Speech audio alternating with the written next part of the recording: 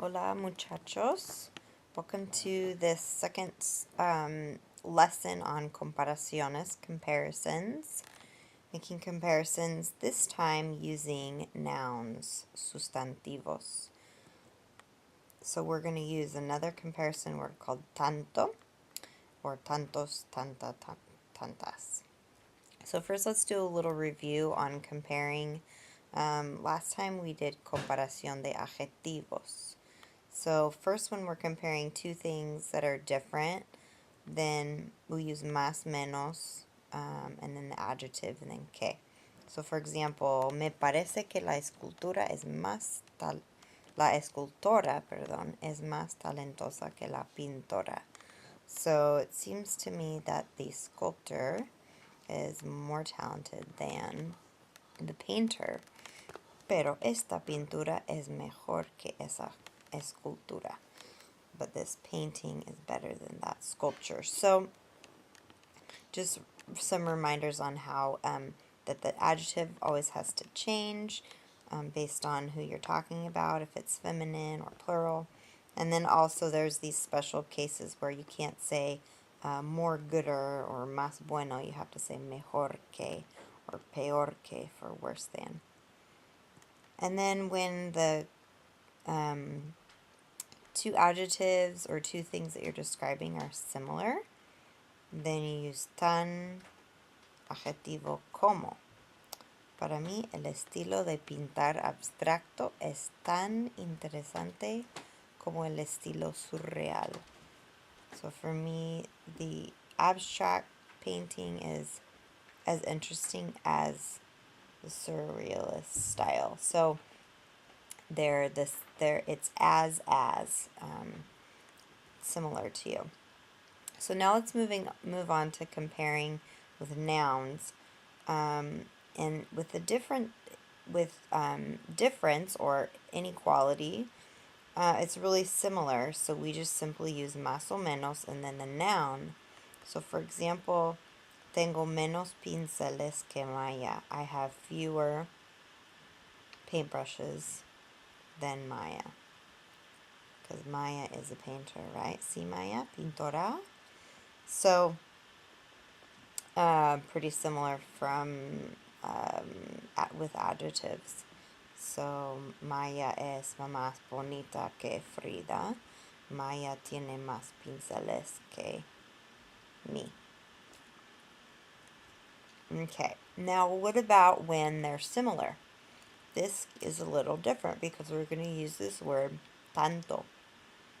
So, thing with tanto is it needs to change based on the noun. Necesitas concordancia de género y número. So, oops, I meant to put en la clase de arte. Darn it. En la clase de arte hay tantas paletas como en un taller de artistas profesionales. So in the art class, there are as many palettes as in a workshop of professional artists. So as many. Este cuadro muestra tanto sentimiento como ese cuadro. So this painting shows as much feeling as that painting. So again, as many as much as, when you're using a noun that is your comparison. So let's practice a little bit.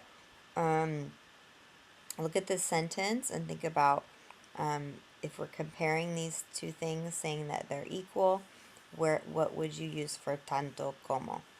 En el Museo de Arte de San Francisco hay tantas obras de arte moderna como en el Museo de Los Ángeles.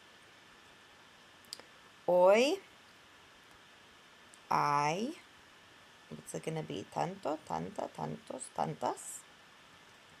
tantas personas en el teatro como ayer. So remember, when we're comparing them, we're going to use como and not que. That's just for when they're different. Qué bueno, me parece que la obra está teniendo mucho éxito. Seems like It's having a lot of success if there are so many people, as many people in the theater as yesterday. En el fondo de su pintura hay tanto color azul como en el primer plano.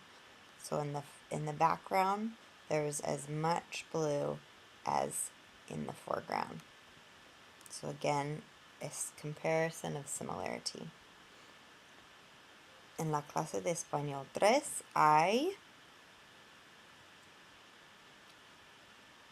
well, we know it's going to be como for the second part of all these, right? Okay, en la clase de Español hay, because there's much homework as álgebra 2. Sí, hay tanta tarea como en la clase de álgebra 2. En mi casa hay tantos cuartos como en tu casa. En el taller de pintura hay tantos pinceles como paletas. So maybe pause the screencast and copy down a couple of these sentences. They don't all have to have I. These just all happen to have I. But here is kind of a cool infographic I found on this.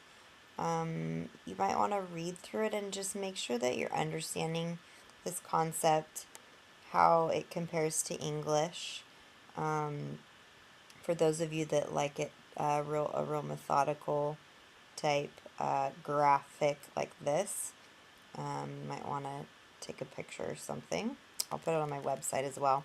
So these are comparisons of inequalities. So superiority, inferiority, más o menos que. If you notice, it says like Luis corre más rápido o menos rápido que. So you can also use it with adverbs. And then with verbs, you just use más que, menos que, and you don't put anything in between. Now, here's a reminder of the equality, the tanto, tanta, tantos, tantas, and tan. Check out those examples. One last thing, there's some other really cool uses, usos útiles, useful uses of tan and tanto. Tan can also just mean so, like it's so, like muy. Ella es tan bonita que no puedo concentrarme en clase. She's so pretty that I can't concentrate in class. So sometimes it's used kind of like muy or as an exaggeration. Tanto is similar, but you use it with a noun, with a sustantivo. So with tan, you were saying bonita, adjetivo. With tanto, you're going to talk about an object. So, ay, tengo tanta tarea que no puedo ni dormir. I have so much homework I can't sleep. Seriously. And also like an adverb, te quiero tanto, tanto, tanto. It's kind of a famous pop song a few years ago. Look it up. It goes, te quiero tanto, tanto, tanto, tanto, tanto. Okay, go look it up. Buenas noches. Adiós, chicos y chicas.